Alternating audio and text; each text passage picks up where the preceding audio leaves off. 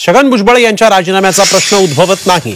काही समज गैरसमज असतील तर ते दूर केले जातील अशी प्रतिक्रिया राष्ट्रवादीचे प्रदेशाध्यक्ष सुनील तटकरे यांनी दिली। मराठा आरक्षणाच्या अध्यादेशानंतर ओबीसी आरक्षण अबाधित राहावे यासाठी म्हणून छगन भुजबळ हे आक्रमक झालेले आहेत। ओबीसींच्या आरक्षणाला धक्का लागला तर सरकारमधून बाहेर पडण्याचा इशारा भुजबळांनी दिलाय। मात्र भुजबळांच्या राजीनाम्याचा प्रश्नच उद्भवत नाही असं सुनील तटकरे यांनी म्हटलंय।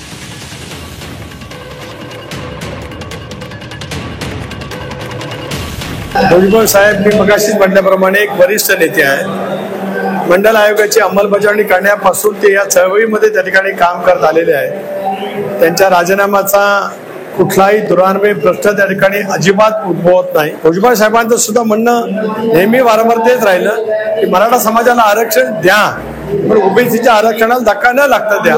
त्यामुळे याच्यातून समन्वय कसा करता येईल, त्याच्यातून काही समज गैरसमज काय निर्माण झाले असतील तर ते चर्चा अंती त्या ठिकाणी दूर केली जाते।